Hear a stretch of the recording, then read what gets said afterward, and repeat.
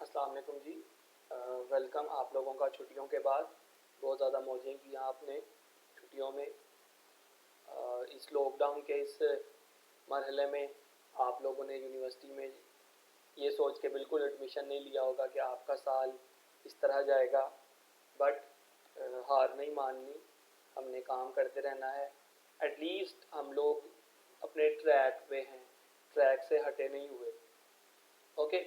And secondly ये कि मुझे पता है आप लोग शायद बेहतर वीडियो प्रोडक्शन क्वालिटी एक्सपेक्ट कर रहे होंगे, जैसा कि मैंने अपने लास्ट 2-3 लेक्चर्स में किया है। थ्योरी के लेक्चर्स की बात कर रहा हूँ, बट मैं इस बार उन लेक्चर्स से भी ज़्यादा बेहतर कुछ प्लान कर रहा था, बट आई फेल्ड। मेरे से वो चीज़ नहीं हो पाई। बट इंशाल्लाह नेक्स्ट टाइम, मतलब नेक्स्ट वीक, जो मैंने सोचा हुआ है वैसा ही लेक्चर होगा और आपको अच्छा लगेगा वो लेक्चर देखने में। देखो, जिस टीचर के पास जैसे जैसे रिसोर्स हैं वो आप तक वैसे अपना कंटेंट पहुंचा रहा है, आपके साथ कम्युनिकेट कर रहा है। ठीक है, so I do have some good resources of video production and graphic etcetera. तो इस बार जो मैंने सोचा था वो नहीं हो पाया, तो इस बार आप लोग थोड़ा सा कॉम्प्रोमाइज़ कर लें। नेक्स्ट टाइम आपको जो वीडियो क्वालिटी है वो बहुत ज़्यादा अच्छी मिलेगी, ताकि आपका लेवल ऑफ अंडरस्टैंडिंग बेहतर हो जाए।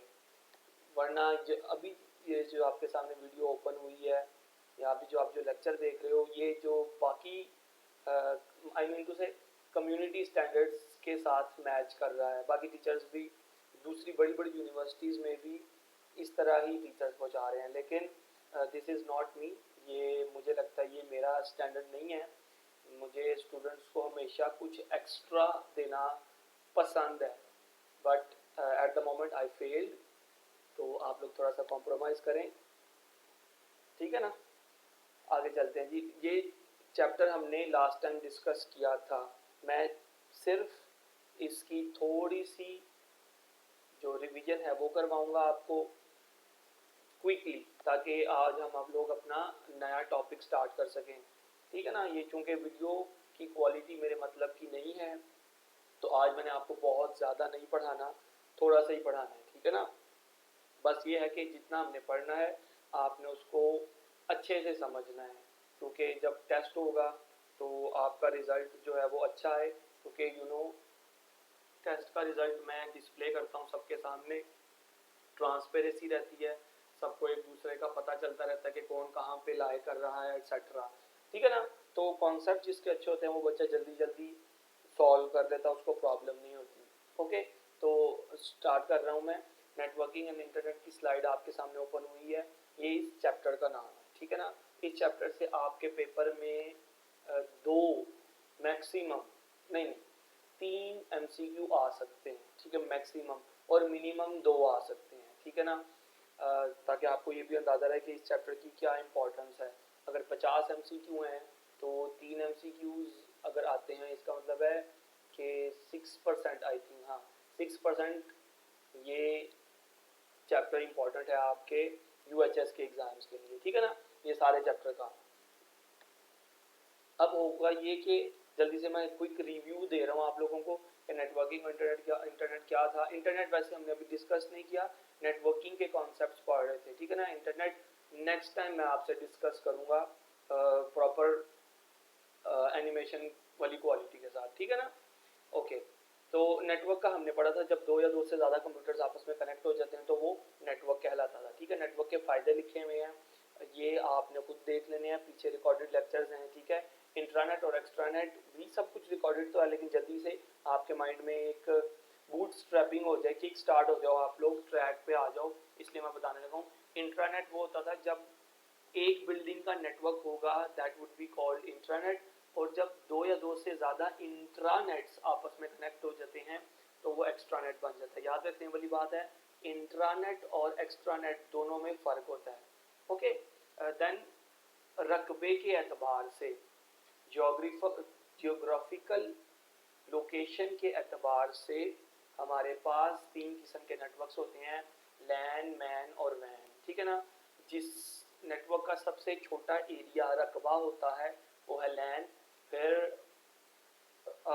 एक नेटवर्क जिसका जोग्राफिकल एरिया लैन से ज़्यादा हो और वैन से कम हो जाए वो है मैन, और फिर है वैन। इनको याद रखने का तरीका ये होता है कि अगर आपके पास किसी एक नेटवर्क में 1000 या 1000 से कम कंप्यूटर्स हैं तो वो लैन के कैटेगरी में आता है वो नेटवर्क, ठीक है। फिर अगर एक शहर, मैन स्टैंड्स फॉर मेट्रोपॉलिटन, और मेट्रोपॉलिटन का मतलब होता है शहर के एतबार से, अगर आपके पास एक इतना बड़ा नेटवर्क है जो एक शहर के एरिया को कवर कर लेता है उसको आप कहोगे मैन। फिर अगर आपके पास एक दुनिया का, एक बड़े आज़म का, कॉन्टिनेंट का या कंट्री का या शहर से बड़े रकबे का कोई नेटवर्क है उसको आप कहोगे वैन, ठीक है ना। ओके, फिर ये चीज़ें अभी नहीं पढ़नी हमने, ये हमने कर ली थी, ये हमने कर ली थी, ठीक है। इसके रिकॉर्डेड लेक्चर्स बहुत ज़्यादा अच्छे से डिटेल्ड में पढ़े हुए हैं तो आप दोबारा देख सकते हो, ठीक है। ये है आज का हमारा ओरिजिनल टॉपिक जिसके ऊपर आपने रिसर्च करनी है थोड़ी सी, क्योंकि इसमें से ही टेस्ट आएगा। अच्छा, आप लोगों की बेहतर अंडरस्टैंडिंग के लिए ये स्लाइड्स में मौजूद हैं, ये स्लाइड्स मैं आपको सेंड भी कर दूंगा। ओके, ये स्लाइड कहाँ से बनाई है मैंने आपको कहा कि मेरे से थोड़ी सी मिसमैनेजमेंट हुई है, मैं उस तरह की वीडियो प्रोड्यूस नहीं कर पाया, तो ये बुक की इमेजेस को ही मैंने कैरी किया हुआ। यहाँ पे बुक कौन सी है वो मैं आप लोगों को सेंड कर दूंगा दोबारा, ठीक है ना। आप उसको परचेज कर लेना, मैंने भी वो खरीदी है ताकि आप लोगों के लिए वहाँ से कंटेंट बनाऊँ। 320 रुपये की मुझे मिली है उर्दू बाज़ार से, ठीक है ना। अब है ये कि उस बुक का ये पेजेस हैं जो आपकी स्लाइड्स में ऐड हो गए हुए हैं, ओके।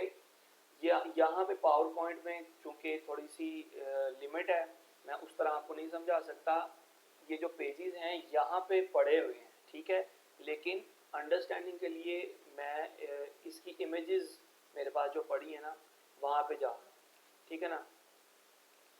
यहाँ से हमने समझना शुरू करना है। आई मीन टू से कि जो सीक्वेंस ये है चल रहा है ना, ये 7-8 स्लाइड्स का यही पढ़नी है आज, ठीक है। ये स्लाइड्स का सीक्वेंस ही मैं यहाँ पे ओपन करके आपको समझाऊंगा, ठीक है। यहाँ पे क्यों समझाऊंगा, यहाँ पे मेरे पास ऑप्शंस ज़्यादा हैं, ठीक है ना। Edit and create, edit, sorry,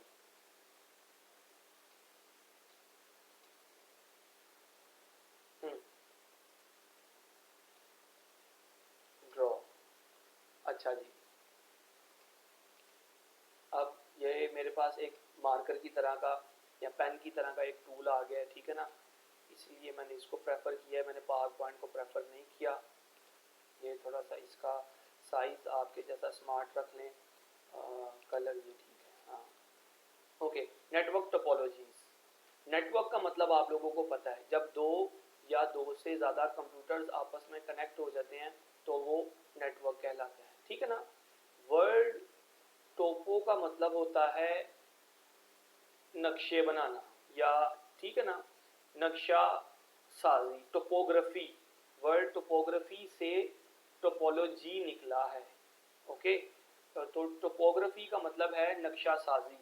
जिस तरह गूगल मैप्स है ना, गूगल मैप्स की बेस है टोपोग्राफी।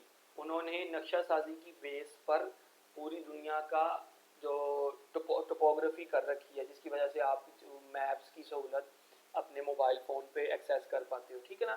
तो उस वर्ड से, टोपोग्राफी से वर्ड निकला हुआ है टोपोलॉजी, ओके। टोपोलॉजी का मतलब होता है, क्योंकि नक्शा बेसिकली एक इमेज होती है, ठीक है, कहाँ जाना है, क्या करना है, एटसेट्रा, इस तरह की।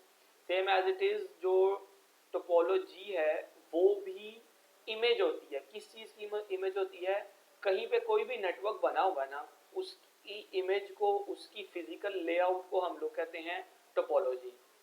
मिसाल के तौर पे अगर आपके पास, जिस तरह आप पढ़ते हो, आपके पास बहुत ज़्यादा डायग्राम्स होती हैं आपके डिफरेंट सब्जेक्ट में, ठीक है। हार्ट की भी एक पर्टिकुलर शेप होती है, मैं कह सकता हूँ कि वो हार्ट की टोपोलॉजी है।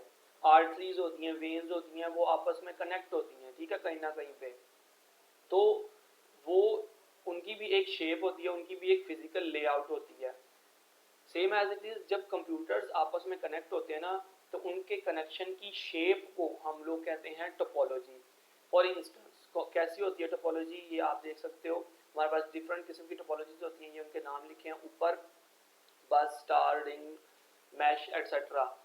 बस टोपोलॉजी इस तरह की दिखाई देती है हमें, ये इस तरह की, ठीक है ना। ये एक नेटवर्क की शेप है, इसी तरह ये एक नेटवर्क की शेप है, सेम एज इट इज। ये डिफरेंट शेप्स आपको नजर आएंगी, अभी हमने ये डिस्कस करनी, ठीक है।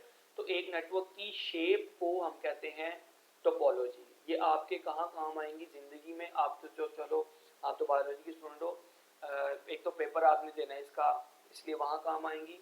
लेकिन अगर कोई नेटवर्क इंजीनियर है तो जब वो कोई साइट विजिट करता है जहाँ पे उसने नेटवर्क डेवलप करना है, तो फिर उसको अगर पता होगा कि नेटवर्क की कौन कौन सी टोपोलॉजीज हैं जो वो इम्प्लीमेंट कर सकता है, तभी तो वो कर सकेगा ना। ओके, तो यहाँ पे आप देख सकते हो कि द वे, वो तरीका, जिस तरीके के लिहाज से नेटवर्क्स में मौजूद कंप्यूटर्स आपस में कनेक्ट हुए हैं, उस तरीके को या उस शक्ल को हम लोग कहते हैं नेटवर्क टोपोलॉजी। इजी, ठीक है। यहाँ पे दोबारा देखें, shortly the term network topology refers to the physical layout, कोई चीज़ कैसी दिखाई देती है, उसकी शेप क्या है, उसको हम कहते हैं टोपोलॉजी। ओके, और चूंकि हम लोग नेटवर्क की टोपोलॉजी पढ़ रहे हैं, तो नेटवर्क की शेप कैसी दिखाई देगी हमें, क्या वो एक बस की शेप का दिखाई देगा, क्या वो एक रिंग की शेप का दिखाई देगा, या वो एक स्टार लगेगा, ठीक है ना। डिफरेंट शेप्स हमारे पास हो सकती हैं जो अब आगे हमने पढ़नी, वो एक स्टार की तरह का दिखाई देगा या फिर ट्री की तरह का दिखाई देगा। ये सारी चीज़ें शेप्स हैं और इन शेप्स को हम कहते हैं नेटवर्क टोपोलॉजीज, ठीक है। आगे चलते हैं। नेक्स्ट अप हमारे पास है, सबसे पहले हमारे पास कौन कौन सी टोपोलॉजीज हैं वो आप देख लो। सबसे ऊपर वो ये 6 टोपोलॉजीज हैं, ठीक है। बस, रिंग, एटसेट्रा एटसेट्रा, ये नाम आप पढ़ सकते हो। सबसे पहले हमने डिस्कस करनी है जी बस टोपोलॉजी। बस टोपोलॉजी के नाम से ही जाहिर है कि ये बस की तरह आपको दिखाई देती है। ओके,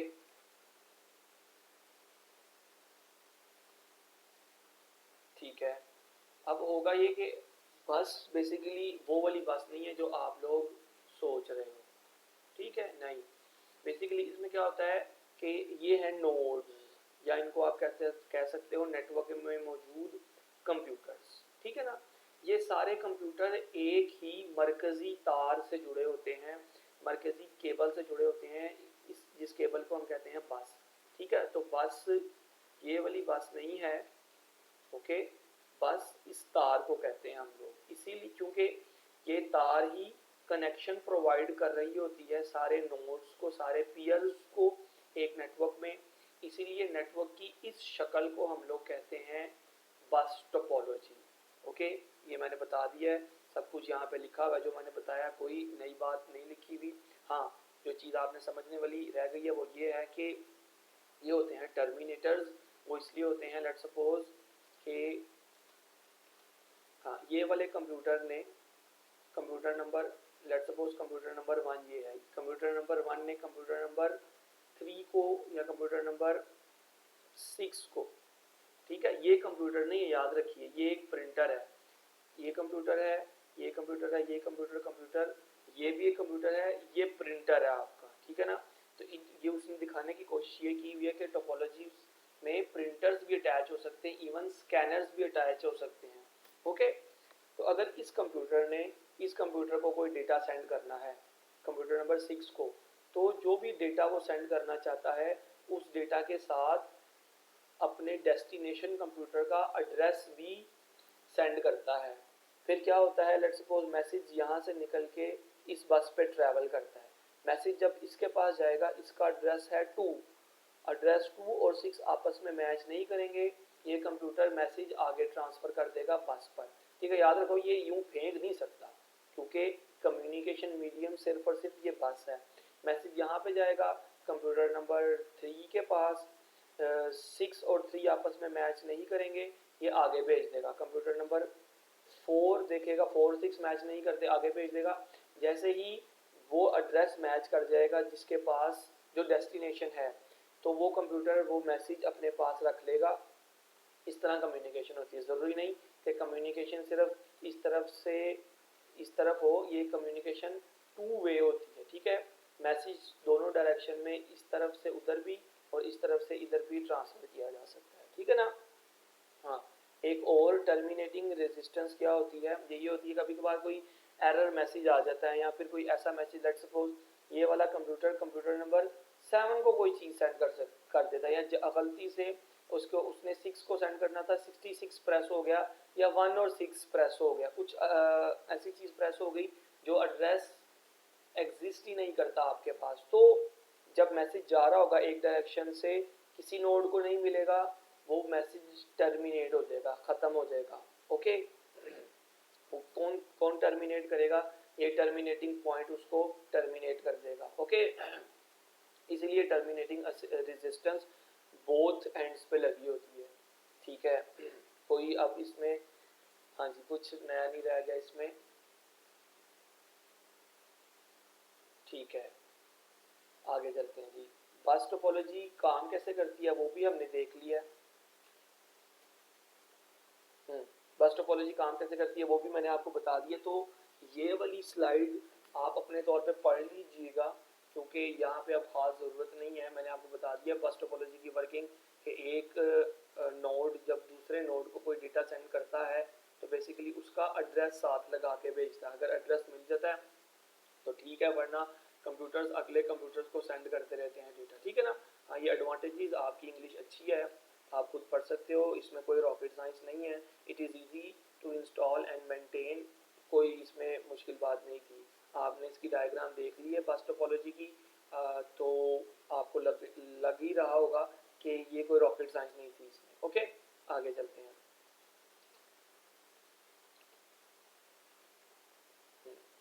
ठीक है, अब हाँ, ये भी बस टोपोलॉजी के कुछ एडवांटेजेस हैं, ये आप खुद पढ़ सकते हो। कोई नहीं समझ आएगा तो आपने पूछ लेना है, क्योंकि ये मुश्किल नहीं है। ठीक है, आसान चीज़ों पे हम वक्त नहीं ज़ाया कर रहे। इसके डिसएडवांटेजेस देख लो जल्दी से। कहता है entire network fails if there is a problem in the bus. ठीक है, बस क्या थी, वो जो सेंट्रल मरकजी तार है वो बस है, अगर वो ही ख़राब हो जाएगी तो पूरे नेटवर्क की कम्युनिकेशन रुक जाती है। ठीक है ना। फिर it supports only a small number of nodes. याद रखो बस टोपोलॉजी लार्ज ऑर्गेनाइजेशंस में यूज़ नहीं होती, छोटे ऑफिस में या छोटी कंप्यूटर लैब्स में यूज़ हो सकती है, तो ये भी इसकी एक लिमिटेशन है। Next up we are having star topology. ठीक है, स्टार टोपोलॉजी में क्या है, हाँ, ये आप इसकी डायग्राम देख लो। स्टार टोपोलॉजी आपको ऐसा लग रहा है कि एक स्टार बना हुआ है। ठीक है ना, स्टार बेसिकली हम लोग इसको कंसिडर करते हैं, लेकिन अगर आप देखो तो ये शेप, ये एक हब है। ठीक है, इसके साथ ये डिफरेंट कंप्यूटर्स अटैच हैं। ठीक है, नेक्स्ट इमेज में आपको ये नीचे वाले कंप्यूटर्स भी नज़र आ जाएंगे। तो ये ऐसा लगता है कि एक स्टार बनी हुई है, इसलिए हम इसको स्टार टोपोलॉजी कहते हैं। बेसिकली इसमें होता, इसकी खास बात क्या है, इसमें एक तार नहीं होती, मरकज़ी तार नहीं होती, इसमें मरकज़ी डिवाइस होती है जिसको हम कहते हैं हब। ओके, हब की जगह यहाँ पे स्विच भी लग सकता है। स्विच भी एक डिवाइस होती है जो स्टार टोपोलॉजी में यूज़ हो सकती है। ये बात बुक में नहीं लिखी होगी, लेकिन एमसीक्यू आ जाता है कि हब और स्विच में फ़र्क बताएं।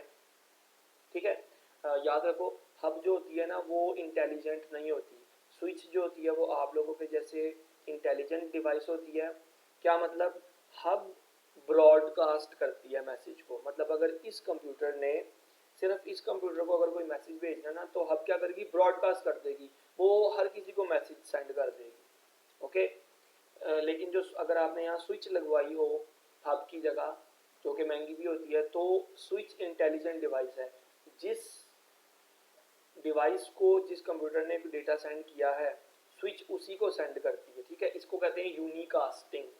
तो स्विच जो है वो यूनिकास्ट करती है और हब जो है वो ब्रॉडकास्ट करती है। ठीक है ना। इन स्टार नेटवर्क सब सारे नोड्स आपस में कनेक्ट होते हैं एक सेंट्रल डिवाइस से। इस सेंट्रल डिवाइस को हब या स्विच कहते हैं। ठीक है ना। कहता है ये नेटवर्क एक स्टार की तरह दिखाई देता है। अनशील्डेड ट्विस्टेड पेयर वायर, अच्छा इन वायर्स की डिटेल आगे जाके हमने पढ़नी है। ये उसने बताने की कोशिश किया कि कौन सी तार होती है, उस तार का एक नाम होता है। मतलब हब है ना, हब जब बाकी कंप्यूटर के साथ जुड़ी होती है, ये बाकी कंप्यूटर, ये जो तारें यूज़ करते हैं, ये तारें जो मैंने बनाई हैं, इन तारों को हम कहते हैं यूटीपी वायर्स या unshielded twisted pair wires. Okay, जो बेसिकली इंटरनेट की केबल आपने देखी होगी, ब्लू कलर की होती है या अक्सर वाइट कलर की होती है, ग्रीन भी होती है, उसको बेसिकली कैट 5 या कैट 6 तार कहते हैं, लेकिन उसका टर्मिनोलॉजी में नाम यूटीपी होता है, unshielded twisted pair wire. Okay, ये एमसीक्यू आ सकता है कि स्टार टोपोलॉजी में कौन सी वायर यूज होती है सारे नोड्स की कनेक्टिविटी के लिए, तो यूटीपी होती है, ठीक है ना। अगर एक बहुत बड़ा नेटवर्क है तो उसके अंदर ऐसी हब होगी जिसमें ज़्यादा कनेक्टिविटी की पोर्ट्स हो, मतलब एक हब नॉर्मली 128 कंप्यूटर्स की कनेक्टिविटी के लिए होती है, फिर 256 वाली भी होती है कोई हब। ओके, इसी तरह स्विच की भी इसी तरह की रेंजेस होती हैं, 128, 256 एटसेट्रा, ठीक है ना। कोई रॉकेट साइंस नहीं है, कोई मुश्किल नहीं है। The shape of the star network with 5 nodes, कहते हैं शेप दिखाई गई हुई है। हाँ, अब नेक्स्ट इमेज में इसकी वर्किंग देख लें, तकरीबन वो मैंने आपको बता ही दिया है।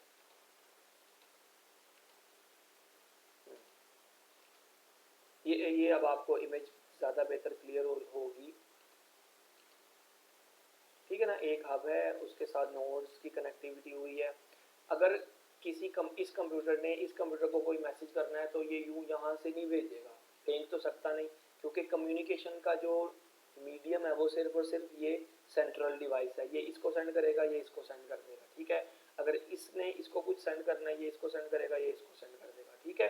तो ये इसकी वर्किंग होती है, बस कोई खास बात नहीं है। बाकी मैंने यूनिकास्टिंग और ब्रॉडकास्टिंग का कॉन्सेप्ट आपको दे दिया है, ठीक है ना। ये भी आप खुद पढ़ सकते हो, ये वाला मैं बता देता हूँ आपको। Nodes can be easily added, मतलब अगर आपने एक नया नोड लगाना है तो सिंपली आप उसके लिए तार लो जितने रिक्वायर्ड है उसकी लेंथ, और आप उसको कंप्यूटर के पोर्ट में लगा दो। आपकी कनेक्टिविटी के लिए कुछ एक सॉफ्टवेयर होता है, वो फिर कन्फिगर कर देगा आपकी डिवाइस को। Okay, easy. अगर ये कोई एक कंप्यूटर फेल होता है, ठीक है, तो पूरा नेटवर्क फेल नहीं हो जाता, ये इसकी अच्छी बात है, इसका एडवांटेज है, ठीक है। ये भी वही स्मॉल और लार्ज नेटवर्क्स, दोनों किस्म के नेटवर्क्स के लिए सूटेबल है। ओके, ठीक है। फिर इसके डिसएडवांटेजेस हैं। डिसएडवांटेज ये है कि अगर वो सेंट्रल डिवाइस फेल हो जाती है तो फिर तो पूरा नेटवर्क ख़राब हो जाएगा, ठीक है।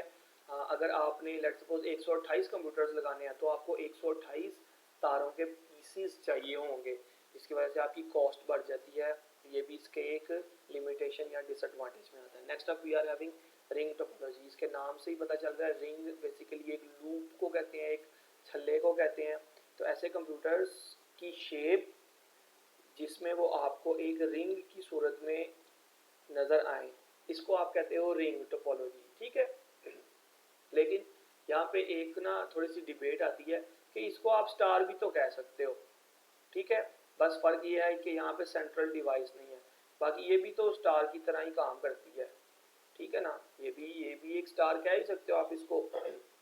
याद रखो, फ़र्क ये होता है कि स्टार और रिंग में लॉजिकल फ़र्क बता रहा हूँ। फिज़िकल लेआउट तो इन दोनों की थोड़ी सी मैच करती है, ठीक है, लेकिन जो लॉजिकल फ़र्क है, याद रखने वाली बात है कि इसमें हब नहीं होती या स्विच नहीं होती, उसमें हब या स्विच ज़रूरी होती है, ठीक है ना। इसमें आपको नज़र आ रहा है कि कंप्यूटर्स आपस में कनेक्ट होते हैं एक दूसरे से। इसमें नेबर्स, हर एक कंप्यूटर के दो नेबर होते हैं, इस कंप्यूटर के ये और ये नेबर है, इस कंप्यूटर के ये और ये नेबर है, इस कंप्यूटर के ये और ये नेबर है, ठीक है ना। तो हर कंप्यूटर के दो दो नेबर होते हैं। Okay, just like a ring, data on the network flows in one direction. याद रखने वाली बात है कि नेटवर्क एडमिनिस्ट्रेटर या नेटवर्क इंजीनियर ने शुरुआत में अगर नेटवर्क की ट्रैफिक की डायरेक्शन क्लॉकवाइज रखती है, ठीक है, और फ्यूचर में इस वाले कंप्यूटर ने इसको डेटा सेंड करना है और आप सोच रहे हो कि ये वाला कंप्यूटर के करीब ये है तो ये इसको यूं डेटा सेंड कर देगा, तो इस तरह पॉसिबल नहीं है। अगर नेटवर्क इंजीनियर ने शुरुआत में डायरेक्शन रखी है क्लॉकवाइज, तो ये वाला कंप्यूटर मैसेज अपना इसको भेजेगा, ये इसको भेजेगा और फिर ये इसको भेजेगा, ठीक है ना। तो इस तरह नेटवर्क में ट्रैफिक फ्लो करती है रिंग टोपोलॉजी में, ठीक है।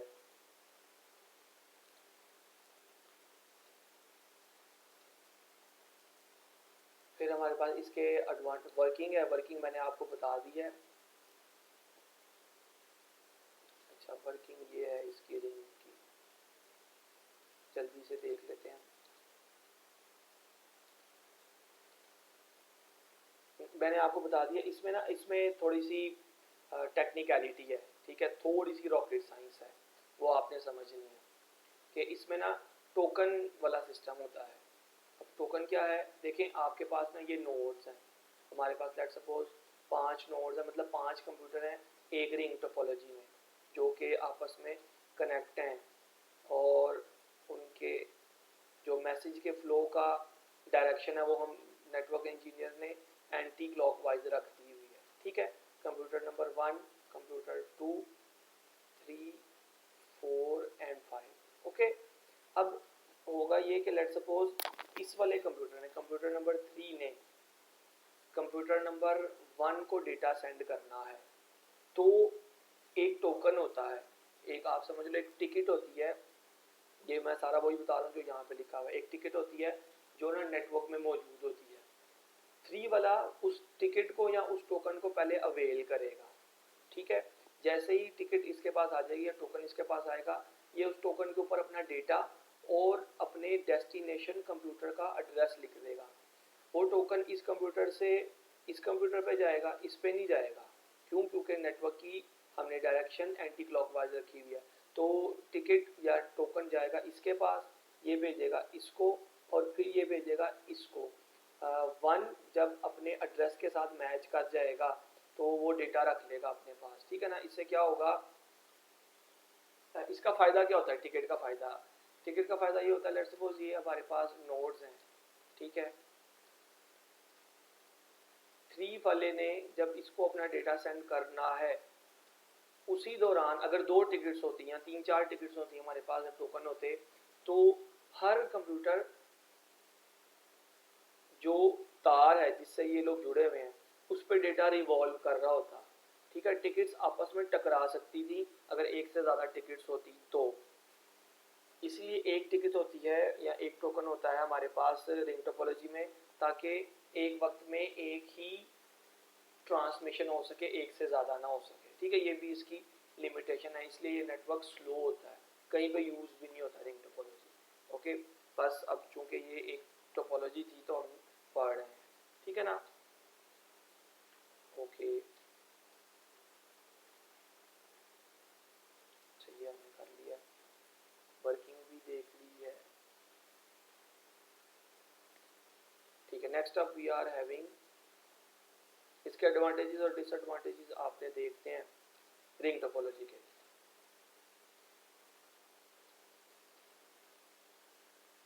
फिर हमारे पास आती है मैश टोपोलॉजी। मैश कहते हैं जाली को, गुंजलों को, जाल को, ठीक है ना। तो ये मैश टोपोलॉजी की इमेज है आपके सामने, ठीक है। इसमें आप देख सकते हो होता क्या है, एक मैश बेसिकली कंप्यूटर्स, एक कंप्यूटर के हर दूसरे कंप्यूटर के साथ लिंक जुड़ा होता है, ठीक है। इसके साथ भी लिंक जुड़ा हुआ है, इस कंप्यूटर का इसके साथ भी लिंक है, इसके साथ भी, इसके साथ भी, इसके साथ भी और फिर यहाँ पे भी। तो हर कंप्यूटर का डायरेक्ट लिंक दूसरे कंप्यूटर के साथ होता है। इस किस्म की टोपोलॉजी को हम कहते हैं मैश टोपोलॉजी, ठीक है। ये काफ़ी ज़्यादा रिलायबल होती है, क्यों? क्योंकि जब मैं इसकी वर्किंग बता रहा हूँ, क्योंकि लेट्स सपोज अगर इस कंप्यूटर ने इसको कोई मैसेज सेंड करना है और ये वाली तार ही ख़राब हो गई है, ठीक है, ये वाला लिंक हमारे पास हो गया ख़राब, नहीं चल रहा, दैट्स फाइन। ये कंप्यूटर इसको सेंड करे, ये इसको सेंड कर देगा वही मैसेज, ठीक है। अगर ये दोनों लिंक भी ख़राब हो गए हैं, दैट्स फाइन, ये इसको सेंड करे, ये इसको सेंड कर देगा। तो इसीलिए ये टोपोलॉजी बहुत ज़्यादा रिलायबल होती है, क्योंकि आपका मैसेज डेस्टिनेशन तक पहुंचने की प्रोबेबिलिटी बाकी सारे टोपोलॉजी से सबसे ज़्यादा होती है, ओके। तो ये इसकी वर्किंग है। ये देखो, the data always travels through the best suited path, मतलब अगर इसने इसको डेटा सेंड करना है तो ये नहीं होगा पहले इसके पास जाएगा, फिर इसके पास जाएगा, फिर इसके पास जाएगा, फिर इसके पास नहीं, इस तरह तो आपके पास देर में मैसेज पहुंचेगा। बेस्ट सूटेड पाथ जो शॉर्टेस्ट पाथ होगा, जो नेटवर्क खुद ब खुद वही अडॉप्ट करेगा और मैसेज पहुंचा देगा, ठीक है ना। ये इसके एडवांटेजेस हैं जो मैंने बताए हैं, वही हैं कि अगर एक रास्ता ख़राब हो जाता है तो आप दूसरा अडॉप्ट कर सकते हो, ठीक है ना। अगर नेटवर्क में जिस तरह हमने देखा उसमें एक टोकन होता है रिंग में, तो उसमें लिमिटेशन है कि आप एक वक्त में एक ही कम्युनिकेशन कर सकते हो। इसमें वो लिमिटेशन नहीं होती, हैवी लोड के बावजूद डेटा ट्रांसमिशन पॉसिबल होती है। ओके, फिर ट्री टोपोलॉजी है हमारे पास। डिसएडवांटेजेस ये लिखे हैं कि जब ज़्यादा हो जाती है आपके पास कंप्यूटर्स, मतलब 100 कंप्यूटर्स का अगर मैश टोपोलॉजी बनानी हो तो फिर क्या करोगे, तो फिर आपके पास वो पूरा प्रोजेक्ट हो जाता है वो, और जो एक नॉर्मल नेटवर्क इंजीनियर की रेंज से बाहर हो जाती है वो बात। फिर उसके लिए आपको प्रोजेक्ट मैनेजर्स का सहारा भी लेना पड़ता है, कॉस्ट बढ़ जाती है इनपुट आउटपुट डिवाइसेस की, ठीक है ना। तो ये इसके डिसएडवांटेजेस हैं। ओके, फिर उसके बाद है जी ट्री टोपोलॉजी। ट्री आप लोगों को बचपन से पता है कि ट्री एक ऐसा स्ट्रक्चर होता है जिसकी ब्रांचेज होती हैं, सेम एज इट इज़। यहाँ पे क्या है, ये देखो, ये एक ना स्टार टोपोलॉजी है, फिर ये एक अलहदा स्टार टोपोलॉजी है, ये एक अलहदा स्टार टोपोलॉजी है। ये 3 स्टार टोपोलॉजीज एक ही केबल या एक ही बस से कनेक्ट हैं, ठीक है ना। तो स्टार प्लस बस, इन दोनों टोपोलॉजीज के कनेक्शन को हम कहते हैं ट्री टोपोलॉजी, ठीक है। क्यों? क्योंकि ट्री भी एक ऐसा स्ट्रक्चर होता है जिसकी एक रूट होती है, ठीक है, और उसकी फिर आगे से ब्रांचेस निकली होती हैं। Same as it is tree topology भी ऐसी है जिसकी एक रूट टोपोलॉजी है जिसको आप बस टोपोलॉजी ही कहते हो, और फिर उसके बाकी स्टार टोपोलॉजीज कनेक्शन दे रही हैं। ओके, तो this is tree topology for you. कुछ नहीं, रॉकेट साइंस नहीं है, ठीक है। वर्किंग इसकी बहुत ज़्यादा इजी है स्टार टोपोलॉजी की, मैंने आपको बता दिया कि स्टार टोपोलॉजी, एक दफ़ा फिर से मैं दिखा दूँ। हाँ, ट्री टोपोलॉजी में ये होता है कि आपको पॉइंट टू पॉइंट कनेक्शन मिलता है, ठीक है। मतलब इस कंप्यूटर ने, अगर इस कंप्यूटर को भी कोई मैसेज सेंड करना है ना, तो पहले ये अपनी हब को भेजेगा, ठीक है। हब यहाँ से फिर इस हब तक पहुँचाएगी, बस से होता हुआ मैसेज इस हब तक जाएगा और फिर इस पॉइंट तक। इसको हम कहते हैं point two point connection possibility. ये ट्री टोपोलॉजी में ये कहाँ यूज़ होती है, जो जैसे बैंक्स हैं उन वो बैंक्स ब्रांच्ड आउट होते हैं, ठीक है। HBL बैंक की पूरे पाकिस्तान में ब्रांचेज हैं। अगर आप बैरियर टाउन की HBL की ब्रांच में जाते हो लेकिन आपने अकाउंट खुलवाया था सियालकोट में या फैसलाबाद में, तो आपको बैरियर टाउन वाले ये तो नहीं कहते जाओ जी जाओ फैसलाबाद ही जाओ। उनके पास डेटा अपडेट होता है, क्यों? क्योंकि वो बेसिकली वायरलेसली ट्री टोपोलॉजी के स्ट्रक्चर पे काम कर रहे हैं, उन सब का डेटा अपडेट होता रहता है वक्तन को वक्तन, ठीक है, वो आपस में कनेक्ट हैं। ओके, फिर हमारे पास है लास्ट में, ये लास्ट है जी, हाइब्रिड टोपोलॉजी। इसके एडवांटेजेस और डिसएडवांटेजेस आपने खुद देखने हैं, कोई नहीं समझ आएगा तो पूछ सकते हैं। हाइब्रिड का मतलब ही होता है काफ़ी चीज़ों से मिलके, या दो से ज़्यादा चीज़ों से मिलके बनी हुई चीज़ इज कॉल्ड हाइब्रिड।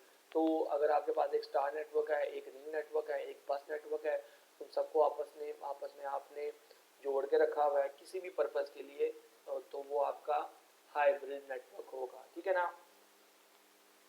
ईजी है, कोई ज़्यादा मुश्किल नहीं है। अब इसमें से कुछ MCQ आएंगे नेक्स्ट जब भी टेस्ट होगा, वो मैं आपको बता दूंगा, ठीक है। आप लोग लाइक बच्चे हो, लास्ट टाइम भी काफ़ी बच्चों ने काफ़ी अच्छा टेस्ट दिया है, चीटिंग नहीं करनी जब भी टेस्ट होगा। हाँ, 2 चीज़ें हैं जो हमने और करनी है, वो देख लें आप।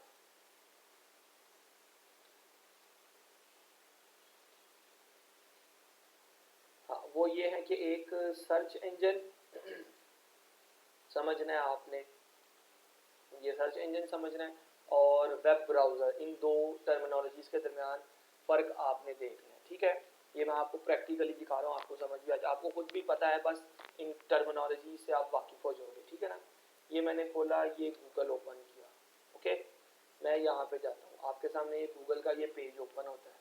ओके, यहाँ पे आप देख रहे हो ये सर्च बार, यहाँ पे मैं कुछ भी लिखना स्टार्ट करता हूँ। Let's suppose A grade dot P के है, ठीक है, यहाँ पे मैं लिखता हूँ और एंटर दबा देता हूँ, तो मैं डायरेक्ट एक वेबसाइट पे पहुँच जाता हूँ। ठीक है, ये मेरे सामने एक वेबसाइट ओपन हो रही है। अगर मुझे किसी वेबसाइट का एड्रेस पता है तो मैं ये वेब ब्राउज़र की बार यूज़ करता हूँ, ठीक है। लेकिन अगर मुझे नहीं पता, लेट्स सपोज ये कुछ फ्री ई बुक्स हैं हर क्लास की, मुझे नहीं पता कि ये ई बुक्स मुझे कहाँ से मिलेंगी, तो मैं यूज़ करता हूँ सर्च इंजन, जो कि ये है। यहाँ पे मैं लिखता हूँ कीवर्ड, लेट्स सपोज मैं लिखता हूँ e books of Punjab text books. Okay, अब ये मैंने लिखा कीवर्ड, ठीक है, ये लिखा यहीं पे जा रहा है, लेकिन बाय डिफॉल्ट इसका इफेक्ट यहीं पर होगा। अब मैंने एंटर किया, ठीक है, अब मेरे सामने वेबसाइट्स के लिंक ओपन हुए हैं, कोई एक इस तरह का प्लेटफॉर्म ओपन नहीं हुआ, ठीक है ना। तो सर्च इंजन मतलब ये गूगल आपका सर्च इंजन है, जबकि ये गूगल क्रोम, ये जब मैंने यहाँ पे क्लिक किया था तो ये आपका वेब ब्राउज़र है। वेब ब्राउज़र आपके लिए ब्राउज करता है, फोला फाली करता है इस तरह की वेबसाइट्स की, ठीक है, ये जितने भी लिंक मेरे सामने आए हैं इनकी। जबकि आपको जब किसी वेबसाइट का डायरेक्ट एड्रेस पता होगा तो आप उसको डायरेक्ट वेब ब्राउज़र की बार में लिखोगे, और सर्च इंजन आपके लिए उस आपकी पर्टिकुलर क्यूरी के रिलेटेड वेबसाइट्स ढूंढ के लेके आता है, ठीक है ना। ये कुछ लिखे हैं सर्च इंजन आपके सामने, Google, Bing, Ask, Yahoo, Excite, ये सारे सर्च इंजन हैं। जबकि वेब ब्राउज़र कौन से होंगे, वेब ब्राउज़र होंगे आपके पास गूगल क्रोम, मोजिला फायरफॉक्स, या आपके मोबाइल में ओपेरा मिनी भी होता है, सफारी होता है, इंटरनेट एक्सप्लोरर है, ये सारे आपके पास वेब ब्राउज़र्स हैं। तो ये एमसीक्यूज में मैं पूछ सकता हूँ। ओके, यहाँ तक कोई सवाल, कोई दुख, गम, परेशानी, आंधी तूफान होगी तो आपने ज़रूर डिस्कस कर लेना है, ठीक है जी। Thank you so much.